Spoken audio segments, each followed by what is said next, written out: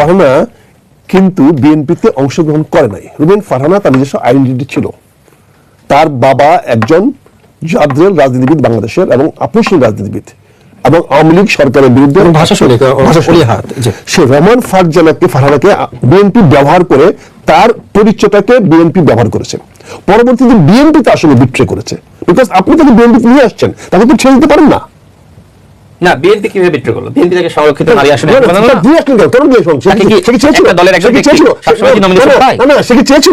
সে তো বিএনপি করতো না। একজন উদীয়মান নেত্রী, একজন ব্যারিস্টার এবং ব্যারিস্টার তো অনেকে আছে, তাকে সম্মানিত করেছে। আপনি সম্মানিত কোথায় করলেন? আপনি একজনকে নিয়ে আসলেন, নিয়ে এসে তাকে নিয়ে আসার পরে তাকে বিএনপিতে আপনার আন্তর্জাতিক কমিটির তারপরে আপনি তাকে নমিনেশন দিবেন না কেন? তাকে এমপি একবার বানিয়েছে, না বানিয়েছে বলেই তো সে তার অবস্থান তৈরি করে দিয়েছে। সেই আপনি দ্বিমত হবেন? আচ্ছা, আমি একটা কথা বলি, ঠিক আছে, তার বাবা একটা কথা বলি, time is a very changeable things. একমাত্র পৃথিবীতে আমরা যদি বলি সময় এবং পানি, নদীর পানি পরিবর্তন, গতি হয় না। এখন এক এক সময় এক একটা কালার তৈরি হয়, এক এক সময় একটা জিনিসের একটা রূপ তৈরি হয় এবং সেটা যেভাবে করতে পারে। রুমিন ফারহানা এই কাজগুলো করেছে বলে রাজনীতিতে একটা টার্নিং পয়েন্ট আসছে, রাজনীতিতে একটা স্পার্ক আসে, রাজনীতি মানুষ বুঝে। আজকে রুমিন ফারহানাকে 21শে ফেব্রুয়ারিতে ফুল দিতে না দিয়ে রুমিন ফারহানা ক্ষতি হয় নাই, ক্ষতি হয়েছে বিএনপি বা এই সরকারি ক্যারেক্টারে, যেটা নিয়ে আগামী দিনে প্রশ্ন উঠবে, যেটাকে একটা ইয়ার মার্কেট। আমি যে কথা বলেছি আপনি মনে বুঝছেন যে রুমিন ফারহানা যেহেতু দলের সাথে এক ধরনের বলা যায় যে দলকে মানুষের সামনে বিতর্কিত করেছে, সে করুক, এবং সে নিজে দলের প্রতি আনুগত্য স্বীকার করে নাই। সুতরাং ওইখানে যারা বিএনপি নেতৃত্ব আছে তার প্রতি আনুগত্য সবকিছু আমি বললাম না, ইট মারলে পাটকেল খাইতে হয়। রুমিন ফারহানা যে কাজটা করেছে ঠিক এখন অন্যরা সেই কাজ করতেছে। রুমিন ফারহানাকে এমপি হিসেবে মানতেছেন, আজকে আপনি কি করবেন? জোরপূর্বক এমপি হিসেবে মানতে পারবেন? কিন্তু এখন এই দিন জনগণের আমি বলেছি রুমিন ফারহানার সাথে যে ঘটনা ঘটেছে এটা দুঃখজনক, কিন্তু এই ঘটনার সূত্রপাত সৃষ্টি করেছেন, ওইখানকার রাজনীতি এক ধরনের ঘোলাটে করে দিয়েছেন যে সে কাউকে মানে না, তাকে অন্যরা মানে না, এই পরিবেশটা সৃষ্টি সে করেছে। সে অন্য মানে তারেক রহমান অবশ্যই তাকে সম্মানিত করেছেন সংরক্ষিত নারী হিসেবে এমপি বানানোর জন্য। সম্মান করে নাই, তাকে ব্যবহার করে। কেন ব্যবহার করলো? সে তখন বিএনপি করতো না, সে বিএনপি করতো না, সে বিএনপি করতো না, আনা হয়েছে তাকে সম্মানিত করা হয়েছে। আবার শোনেন, তাকে পদটা যদি আনা হয়েছে যাতে সে দেখাতে পারে যে আমরা দলের বাইরে গিয়েও আমরা যারা ভালো করে তাকে আমরা মূল্যায়ন করি। আপনি যে আমি তোকে যাচ্ছি না, আমি তোকে যাচ্ছি না, সম্মানিত করা হয়েছে, তাকে তো এবার প্রতিবন্ধী বানাতে পারতো, তাই না? মানে সেই জিনিস না, তার সাথে আমি অনেক টকশো করেছি, সম্পর্ক ভালো। তিনি দলের বিরুদ্ধে কি নির্বাচন করেছেন, স্বাভাবিকভাবে দলের অনেক নেতাকর্মী তার উপর ক্ষুব্ধ, খুব স্বাভাবিক না যে তার কারণে বিএনপি মনোনীত প্রার্থী জোটকে ছোট করে বলবো, আপনি তো শেষ করার আগে ছোট করতে বলছেন, যদি প্রশ্ন করেছেন উত্তর দিতে মিনিমাম 2 মিনিট লাগবে। দেখেন, একটা ইসলামিক দল, সেই দলের 4 জনকে প্রার্থী করা হলো, 4 জনের একজনও জিততে পারলো না, কেন? বিদ্রোহী প্রার্থী, মানে তাদেরকে এমপি হইতেই হবে।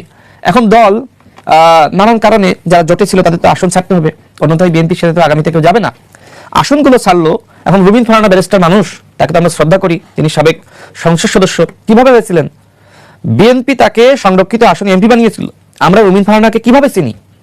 যখন বিএনপি তাকে ওই জায়গাটাই সম্মানিত করলো, তার আগে কি আমরা রুমিন ফারহানাকে চিনতাম? আপনি চিনতেন? সাইদ আব্দুল্লাহ চিনতো? আক্তার ভাই চিনতো? ওই অর্থ ওইভাবে চিনতো না, কিছু মানুষ এটা চিনতো। কিন্তু যখন বিএনপি তাকে সম্মানিত করলো, তারপরে মানুষ তাকে চিনলো। তার উচিত ছিল না বিএনপিকে সম্মানিত করা? বিএনপিকে জোটের প্রার্থীর কাছে অসম্মানিত তিনি করেছেন, দলকে চ্যালেঞ্জ করে। তিনি যে আজকে তার সম্মান এবং খ্যাতির হ্যাডাম দেখান, এই হ্যাডাম তো বিএনপি তাকে তৈরি করে দিয়েছে। সুতরাং দলের প্রতি আনুগত্য তিনি রাখেননি। সুতরাং ওইখানে যারা রয়েছে বিএনপি নেতৃবৃন্দ তার প্রতি আনুগত্য রাখতে পারছেন না। এটাকে মব, আমি আসলে এই ধরনের ঘটনা ঘটুক আমি চাই না।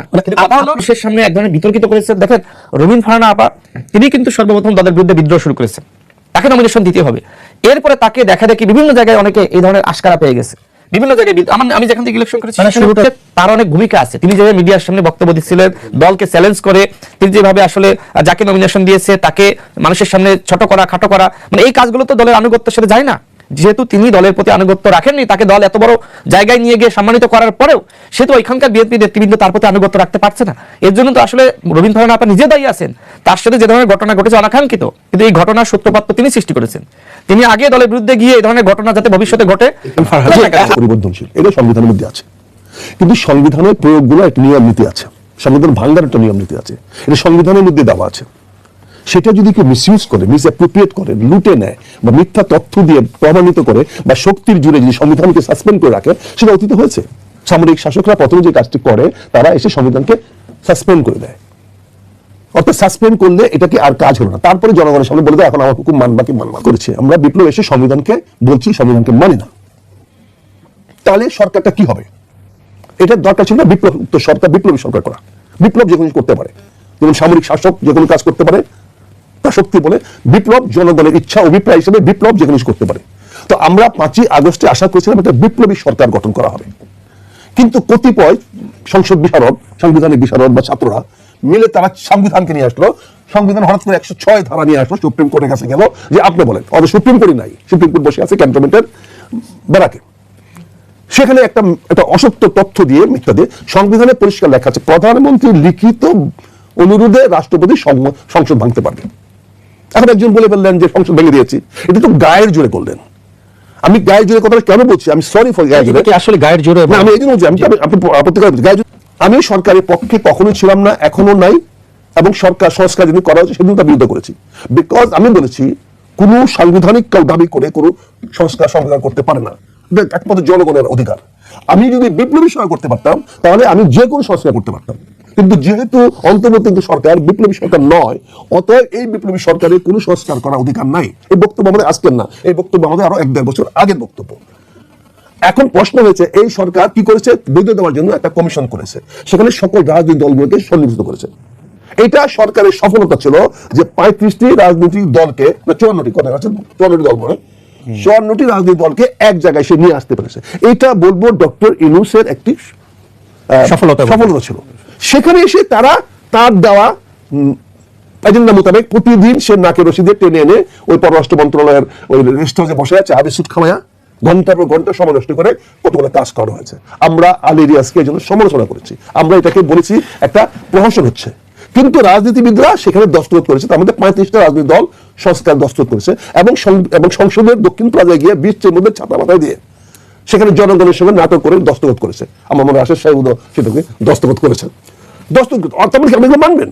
আপনার এখানে সংবিধান তো নাই, আর আপনি এগুলো করবেন, করে সংবিধানটাকে বলবৎ করবেন, হয় যেভাবে আছে সেভাবে করবেন, না নতুন করে সংবিধান লিখবেন, না সংশোধিত করবেন। এখন এইটাই তো আমরা বুঝি। এখন এইটার বাইরে আমাদের প্রশ্ন হচ্ছে কি, যখন বাচ্চা কথা বলতে পারে তখন বাচ্চা দুটা জিনিস শিখে। যে বাচ্চা আদর্শমান মায়ের কাছে থাকে সে ভালো ভাষা শিখে, আর যে বাচ্চা কাজের কাছে বা অন্য কাছে গেছে, এই জন্য বিদেশিরা অনেক সময় গভর্নেন্স রাখে বাচ্চাকে মানুষ করার জন্য, ছোট শিশুকে মানুষ করার জন্য কাজের বুয়ার সঙ্গে থাকে, তাহলে সে ভাষাটা শিখে অন্য ভাষা, কিন্তু সে কিন্তু অস্বীকার করবে না এই ভাষাটা ভুল, কারণ এটা তার প্রাসঙ্গিকতা কারণে। সে গুড গভর্নেন্স পায় নাই বলে সে অনেক কিছুকেই গভর্নেন্স মনে করে। এটা ব্যক্তিগত, আমি কাউকে ব্যক্তিগতভাবে করছি না, কিন্তু আমাদের ব্যক্তিগত আমরা কোন পরিবেশ থেকে বড় হয়ে আসছি, আমাদের পারিপার্শ্বিকতা কি, আমরা সেই জিনিসটা বুঝতে হবে। আমি একজনকে সম্মান করি তার মানে আমি তাকে সম্মান করি না, এটা বুঝতে হবে। কারণ কোনো ভদ্রলোক কাউকে বলে না যে আমি আপনাকে রেসপেক্ট করে কথা বলছি, তার কথাটা রেসপেক্টেবল হবে, তার কথাটা রেসপেক্টেবল হবে। যে লোকটা বলবে আমি আপনাকে রেসপেক্ট করে বলছি, তার মানে এই লোকটার মাথার মধ্যে কিছু সমস্যা আছে। সে জানে আমি তাকে আক্রমণ করতে যাচ্ছি, সে জানে আমি তাকে রেসপেক্ট করবো না, তাকে ডিসরেসপেক্টের বক্তব্য দিব।